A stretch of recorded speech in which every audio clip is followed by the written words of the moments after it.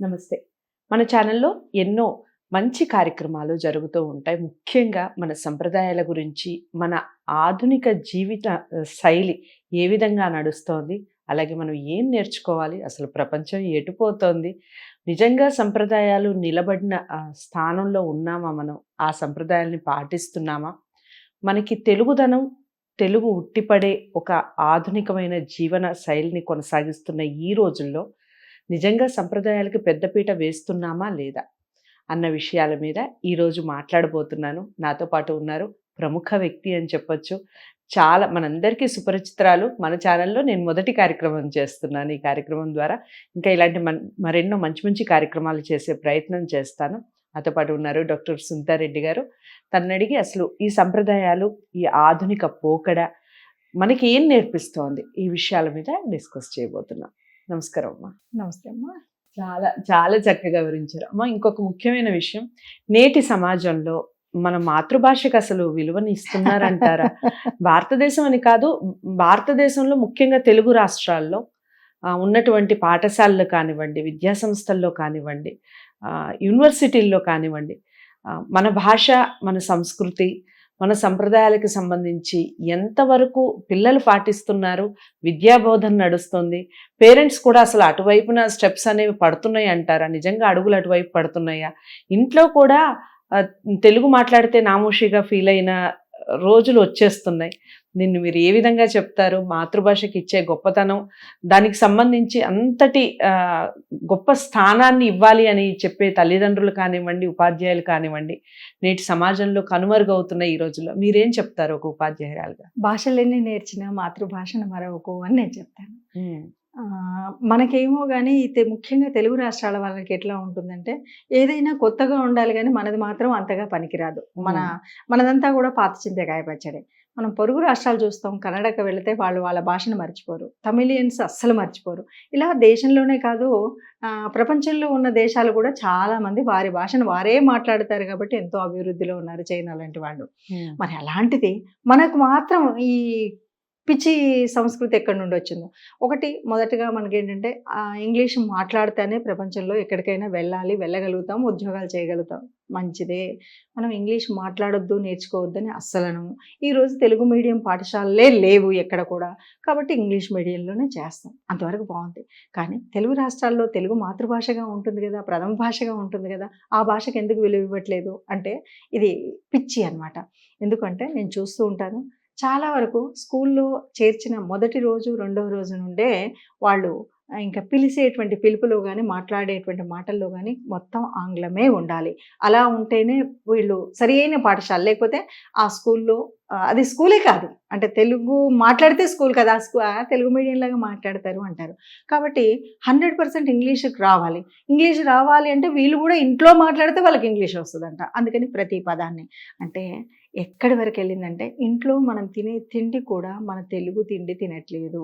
అంటే అమ్మ అన్నం పెట్టు, నాకు కూర కావాలి, చారు కావాలి, పెరుగు కావాలి, మజ్జిగ కావాలి, మంచినీళ్ళు కావాలి అమ్మ అనేటువంటి బిడ్డ ఎవరు లేరు. అమ్మ అని అనడం కూడా పాపం అయిపోయింది. మమ్మీ డాడీలే అలా అనిపించుకోకపోతే తల్లిదండ్రులు కాదు. చక్కగా ప్రేమగా మనసారగా అమ్మా అని నోరారా పిలిచేటువంటి ఆ తెలుగు పదం చచ్చిపోయి ఆ డమ్మీలైనటువంటి మమ్మీలను తీసుకొచ్చిన తర్వాత భాష పాడైంది తల్లి. అయితే ఇప్పుడు అన్నం తినేటప్పుడు కూడా ఏంటంటే, నాకు కొంచెం రైస్ కావాలి, కర్రీ ఏముండాము, వాటర్ ఉందా, కర్డ్ ఉందా, ఇలా అన్నం తినేది కూడా మొత్తం పరాయి భాషలోనే తింటున్నాం. ఇక ఆత్మీయత, అనుబంధం, అనురాగం పోయింది. అందరూ ఆంటీలే, అందరూ అంకుల్లే. స్వంత మేనత్తవని, మేనమామవని, నాన్నవని, వెళ్ళి పిన్నవ్వండి, గ్రాండ్ ఫాదర్, గ్రాండ్ మదర్ అని అంటున్నాను, నాన్ని, నాన్నమ్మ అని ప్రేమగా పిలిచేటువంటి బంధుత్వాలు మర్చిపోయాం. ఎందుకు నువ్వు అంటే ఈ పదాలు మనం పిలుచుకొని, ఈ పదాలతో మనం హాయిగా మన ప్రేమను, అనురాగాన్ని పంచుకుంటే నీకు ఇంగ్లీష్ రాదని ఎవరైనా అంటారా? ఈ దేశంలో ఈ రాష్ట్రంలో, తెలుగు రాష్ట్రాల్లో పుట్టినటువంటి పివి నరసింహారావు గారు మరి ఎంత పెద్ద పదవిలో ఉన్నారు కదమ్మా. 16 మరి భాషలు వచ్చిన సంప్రదాయం. అలాంటి వాడు 16 భాషలు నేర్చుకున్నా తెలుగు భాషలో ఒక కవిగా ఎదిగాడు కదా, అవును. ఒక కవిగా తన రచనలు చేయగలిగాడు కదా. మనిషిగా పుట్టినటువంటి వాడు వాడి భాష ఉంటుంది కాబట్టి ఆ భాషను మర్చిపోకుండా ఉండాలి. కానీ ఇక్కడ ఏమవుతుంది, మనం ఆ భాష మాట్లాడితే నామూషి అనేటువంటి తల్లిదండ్రుల మూలంగా ఇంట్లో ఆ పిల్లలకు వచ్చిరాని వయసులో మాతృభాషను మరిపించి పక్క భాషలు నేర్పిస్తుంటే ఏమీ తెలియదు. వాడు పెద్దగా అయిన తర్వాత ఎక్కడో వింటాడు ఇన్ ఇండియా అని, వాడు ఎక్కడో గూగుల్లో ఎక్కడో ఉండి వాడు చూస్తాడనమాట. Brinjal curry is a best curry in Telugu రాష్ట్రాస్ అని ఏదో వాడు ఎక్కడో చదువుతాడు. చదివినప్పుడు వాట్ ఈస్ బ్రింజాల్ మమ్మీ అని అడగడము, లేకపోతే వాట్ ఈస్ బ్రింజాల్ అని గూగుల్ మాత్రం కొట్టి చూస్తే ఓహో దిస్ ఈజ్ బ్రింజాల్ అంటే సారీ దిస్ ఈజ్ వంకాయ కూర అంత అందమైన రుచికరమైన కూర లేదు అని అంటారనుకోండి. అలాంటప్పుడు వాట్ ఈజ్ వంకాయ అంటే అరే బ్రింజాల్ రా అని ఎవడో చెప్తే అప్పుడు కానీ అర్థం కాదనమాట. అంటే అంత కనీసం మన కూరగాయల పేర్లు కానీ మనం తినేటువంటి అన్నంలో పేర్లు కానీ అత్త మామ మేనమామ అన్నాడు అనుకో, వాట్ ఈస్ మేనమామ అని అడుగుతాడు. అరే నా అమ్మ తమ్ముడు రా అమ్మ అన్నరా అని మనకి ఎవడు చెప్పాలి. వాడు అంకులే అయిపోయాయి. వీడు అంకులే, పక్కింటి వాడు అంకులే, ఇంటికి వచ్చేవాడు అంకులే, పనికి రానోడు అంకులే, చెత్త అంకులు వాడే, అందరూ అంకులే కదా. అంటే మన భాష మనకు ఉండాలి అనేటువంటి ఒక పటిష్టమైన మన మీద మనకు ఒక గౌరవం ఉండాలమ్మా. మన వాళ్ళకి ఏమొచ్చిందో తెలియదు కానీ మన భాషన్నా మన వేషమన్నా మన యొక్క పద్ధతులన్నా ఇవి నచ్చకుండా పరాయోడు ఏం చేస్తే ఆ పిచ్చి పనులు రాక్షస అవతారాలు వేసుకుని పనికి రాని వెధవులుగా తయారయ్యే వాళ్ళు మన వాళ్ళే ఎక్కువగా ఉన్నారమ్మా. చక్కగా చూడంగానే ఒక భారతీయ తత్వంలో ఉండేటువంటి దాంట్లో తెలుగు రాష్ట్రాల్లో అందున తెలుగు కట్టుబొట్టు ఎంత చక్కగా ఉంటాయమ్మా. తెలుగు ఇల్లు, తెలుగు లోగిల్లు అని అంటుంటాం. చక్కగా ఇల్లు చూస్తే కాళ్ళ ఇంటి ముందు ముగ్గులు వేసుకొని కడపలకు చక్కగా రంగులు ఎక్కడున్నాయమ్మా ఈరోజు? ఏమీ లేవు. పండగ వస్తే కూడా ఓ స్టిక్కర్ అతుక పెడుతున్నాడు. ఇంకా దరిద్రం ఏంటంటే అంటే మాట వచ్చింది కాబట్టి చెప్తున్నాను, పండగ రోజు వాడు ఏవో కెమికల్ తెచ్చి ఇంటి ముందు చదువుకో. చక్కగా గోమయం తీసుకొచ్చి చల్లితే ఏ రకమైనటువంటి బ్యాక్టీరియా లేకుండా ఆయా కాలాలకు అనుగుణంగా నీలో రాకుండా జబ్బులను రాకుండా చేసేటువంటి ఆ గోమయాన్ని తెచ్చి చల్లేటువంటి పరిస్థితి నుండి కెమికల్స్ తెచ్చి చల్లుతూ ఆ రంగేసుకున్నామని సంబరపడేటువంటి ఈ పిచ్చి సంతోషాన్ని మనం ఏమనాలి? చక్కగా ఆ కలర్ కనబడుతుందని ఆనందపడదామా?